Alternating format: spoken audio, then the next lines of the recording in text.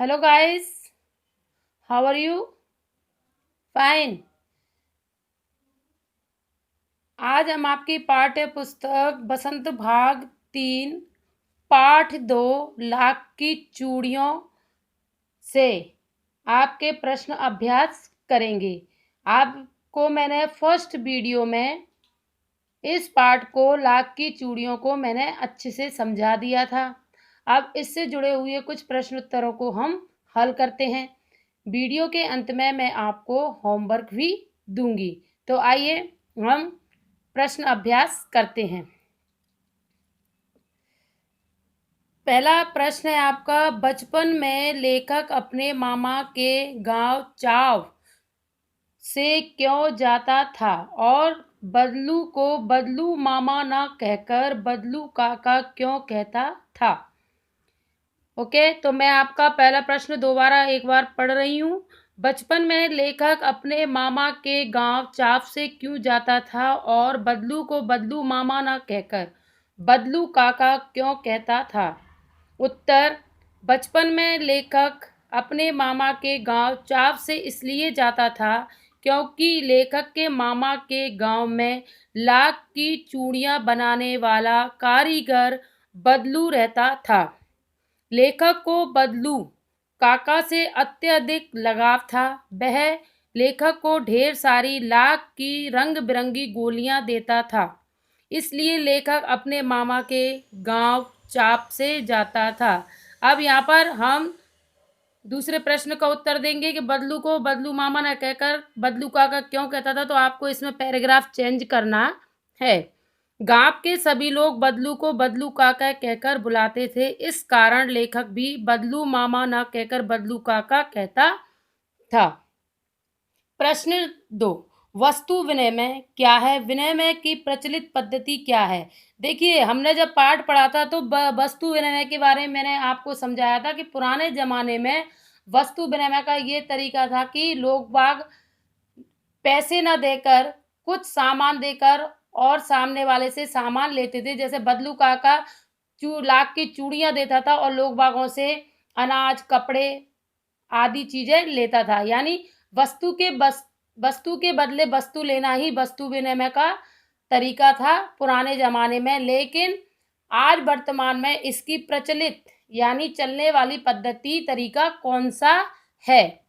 तो उत्तर इसका इस प्रकार है। वस्तु विनिमय में एक वस्तु को दूसरी वस्तु देकर लिया जाता था। वस्तु के लिए पैसे नहीं लिए जाते थे, वस्तु के बदले वस्तु ली जाती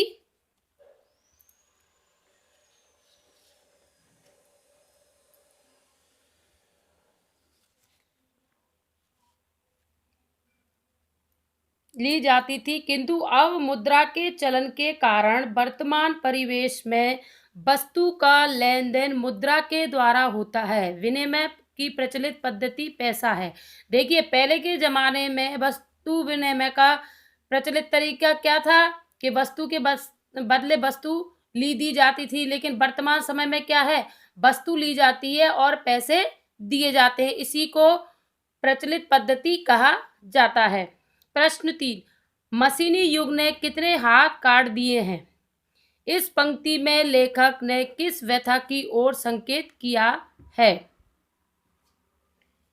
उत्तर, इस पंक्ति में लेखक ने कारीगरों की व्यथा की ओर संकेत किया है कि मशीनों के आगमन के साथ कारीगरों के हाथ से काम धंधा छिन गया, मानो उसके हाथ की कट गए हों। उन कारीगरों का रोजगार इन पैतृक काम धंधों से ही चलता था। पैतृक का मतलब क्या है? परंपरागत व्यवसाय। उसके अलावा उन्होंने कभी कुछ नहीं सीखा था। वे पीढ़ी दर पीढ़ी अपनी इस कला को बढ़ाते आ रहे हैं और साथ में रोजी रोटी भी चला रहे हैं। परंतु मशीनी युग ने जहां उनकी रोजी रोटी पर वार किया है, मशीनों ने लोगों को बेरोजगार बना दिया है। प्रश्न नंबर 4, बदलू के मन में ऐसी कौन सी व्यथा थी जो लेखक से छिपी ना रह सकी? बदलू लाख की चूड़ियां बेचा करता था, परंतु जैसे जैसे कांच की चूड़ियों का प्रचलन मतलब परंपरा बढ़ती गई, उसका व्यवसाय ठप पड़ने लगा। अपने व्यवसाय की यह दुर्दशा बदलू को मन ही मन कचोटती थी। बदलू के मन में इस बात की व्यथा थी कि मशीनी युग के प्रभाव स्वरूप उस जैसे अनेक कारीगरों को बेरोजगारी और उपेक्षा का शिकार होना पड़ा है। अब लोग कारीगरी की कद्र न करके दिखावटी चमक पर अधिक ध्यान देते हैं। यह व्यथा लेखक से छिपी न रह सकी।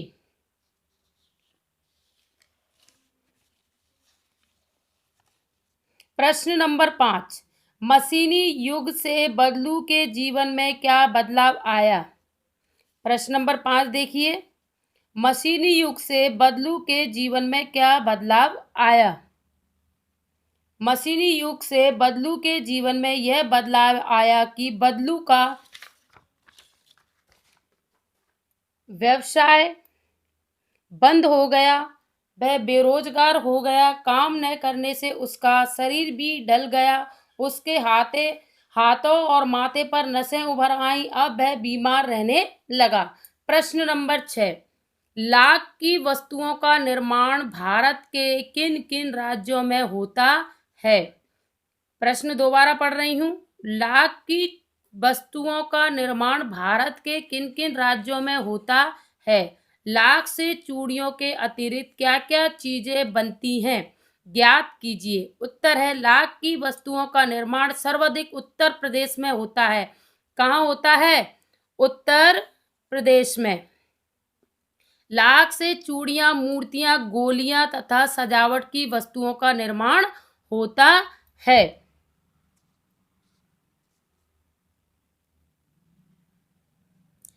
अब आते हैं हम भाषा की बात पर। प्रश्न नंबर 1, बदलू को किसी बात से चिढ़ थी तो कांच की चूड़ियों से। और बदलू स्वयं कहता है, जो सुंदरता कांच की चूड़ियों में होती है, लाख में कहाँ संभव है। ये पंक्तियां बदलू की दो प्रकार की मनोदशाओं को सामने लाती है। दूसरी पंक्ति में उसके मन की पीड़ा है, उसमें व्यंग भी है और हारे हुए मन से या दुखी मन से अथवा व्यंग में बोले गए वाक्यों के अर्थ सामान्य नहीं होते। कुछ व्यंग वाक्यों को ध्यानपूर्वक समझकर एकत्र कीजिए और उनके भीतरी अर्थ की व्याख्या करके लिखिए। तो देखिए, आपको इस प्रकार के वाक्य आपकी पाठ्य पुस्तक में पाठ आप जब पढ़ोगे तो ऐसे वाक्य कई मिल जाएंगे। फिर भी आपकी सहूलियत के लिए आप इसका उत्तर इस प्रकार लिख सकते हैं। उत्तर व्यंग वाक्य है। अब पहले जैसी औलाद कहाँ।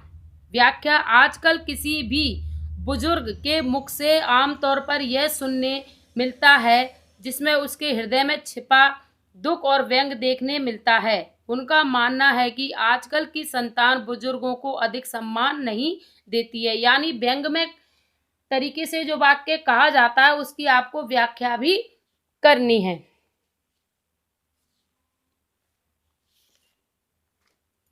प्रश्न नंबर 2, गांव की बोली में कई शब्दों के उच्चारण बदल जाते हैं। कहानी में बदलू वक्त, समय को बखत, उम्र को वह या आयु और उम्र कहता है। इस प्रकार तरह के अन्य शब्दों को खोजिए जिनके स्वरूप में परिवर्तन हुआ हो, अर्थ में नहीं।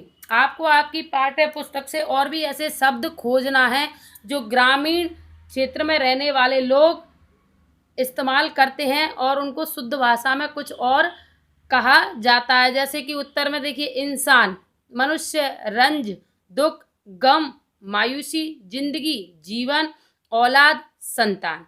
तो ये थे आपकी पाठ्य पुस्तक बसंत भाग 3 से पाठ 2, लाख की चूड़ियों से प्रश्न उत्तर। लेकिन इसमें कुछ प्रश्न आपको मैं सेल्फ में भी दे रही हूँ, उनको करने का तरीका मैं आपको बता देती हूँ। जैसे इसमें आप अपनी बुक में देखिए, अनुमान और कल्पना। अनुमान और कल्पना से आपको प्रश्नोत्तर सेल्फ में करना है। लेकिन करने का तरीका क्या है, पहले प्रश्नों को मैं आपको पढ़कर समझा देती हूँ, उसी ढंग से आपको अपनी नोट कॉपी में सेल्फ में करना है। जैसे प्रश्न नंबर 1, घर में मेहमान के आने पर आप उसका अतिथि सत्कार कैसे करेंगे? तो देखिए, यहाँ पर आपकी पाठ्य पुस्तक में जब बदलू काका के घर अतिथि के रूप में लेखक आता है तो बदलू काका उसका स्वागत किस प्रकार करते हैं? उसे पानी के लिए पूछते हैं और अपने घर के आम के पेड़ से उसे आम खाने के लिए देते हैं, उससे अच्छी-अच्छी बातें करते हैं। तो ठीक वैसे ही आपके घर में यदि कोई मेहमान आ जाता है, तो आप अपने घरवालों के साथ किस प्रकार उसका सत्कार करते हैं, किस प्रकार उसका आवभगत करते हैं, उसी को आपके घर में देखे हुए हाल के आधार पर इसका उत्तर लिखना है। ओके।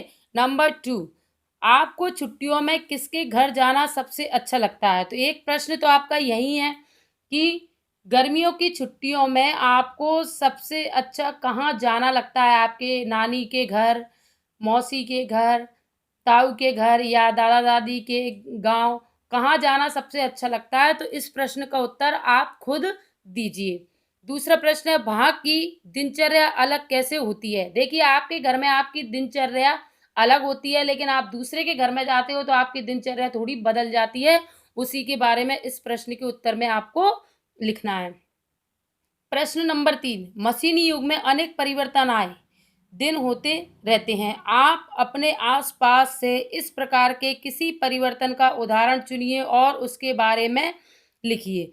तो देखिए, इस आज वर्तमान युग में, मशीनी युग में आए दिन परिवर्तन होते रहते हैं। देखिए, पहले आपके घर के कपड़े धोबी धोता था, जिससे उसका रोजगार भी लगा हुआ था, है ना? लेकिन आज आपके कपड़े कौन धोने लग गई है? वॉशिंग मशीन धोने लग गई है। ठीक है? और आपके घर का आटा पहले शायद हाथों से पीसा जाता होगा, लेकिन वर्तमान युग में क्या आटे की चक्की में पिसवाने जाने लग गए हैं। और मिक्सी, पहले हाथ से मसाले कूटे जाते थे, लेकिन वर्तमान युग में मिक्सी का इस्तेमाल किया जाता है। तो आप अपने आसपास कई ऐसे परिवर्तन देखते रहते हैं, तो उन्हीं के आधार पर किसी एक परिवर्तन के बारे में इस प्रश्न के उत्तर में लिखिए। ओके। नंबर 4, बाजार में बिकने वाले सामानों की डिजाइनों में हमेशा परिवर्तन होता रहता है। आप इन परिवर्तनों को किस प्रकार देखते हैं? आपस में चर्चा कीजिए। देखिए, वर्तमान में बाजार में या कहीं भी मेले में लीजिए, बहुत सारी चीज़ों में परिवर्तन होते रहते हैं। जैसे बाजार में आप देख लीजिए कि पहले बटन वाले मोबाइल मिलते थे, लेकिन आजकल स्क्रीन टच वाले मिलने लग गए हैं। कई प्रकार की चीज़ों में हमेशा परिवर्तन होता रहता है, तो उन्हीं परिवर्तनों को आपको इसमें उदाहरण देकर लिखना है। प्रश्न 5, हमारे खान-पान, रहन-सहन और कपड़ों में भी बदलाव आ रहा है। इस बदलाव के पक्ष-विपक्ष में बातचीत कीजिए और बातचीत के आधार पर लेख तैयार कीजिए। देखिए, आपको एक वाद-विवाद तैयार करना है कि आपके खान-पान और रहन-सहन में किस प्रकार परिवर्तन हुआ है, कि पहले किस प्रकार के कपड़े पहने जाते थे मौसम के हिसाब से, आज किस प्रकार कपड़े पहने जाते हैं, या पहले आप किस प्रकार के आपके परिवार में खाना पीना होता था। अब किस प्रकार, जैसे कि पहले लोग सिर्फ नाश्ते में दलिया खाते थे या खिचड़ी खाते थे, लेकिन आज वर्तमान में बच्चे लोग मैगी, नूडल्स वगैरह इन सब चीज़ों को खाते हैं। तो आपको पक्ष और विपक्ष में एक वाद-विवाद तैयार करना है। ओके? तो ये थे आपकी पाठ्य पुस्तक बसंत भाग 3 से आपके प्रश्नोत्तर। आपका पाठ था लाख की चूड़ियाँ। तो मैं अब आपको होमवर्क दे रही हूँ कि आप अपनी नोट कॉपी में सबसे पहले तो इस पाठ का आपको सारांश लिखना है। सारांश के बाद इसमें से आपकी पाठ्य पुस्तक में कुछ शब्दार्थ दिए गए हैं, उनको भी लिखना है। और सारांश से पहले आपको चूड़ियों का एक सुंदर चित्र भी बनाना है। उसके बाद मैंने जो आपको प्रश्नोत्तर करवाए हैं, उनको करना है। और जो सेल्फ स्टडी में अनुमान और कल्पना के आधार पर दिए हैं, उनको भी आपको करना है। तो आपका होमवर्क यही है। इस प्रकार आपको नोट कॉपी तैयार करना है। Okay, thank you.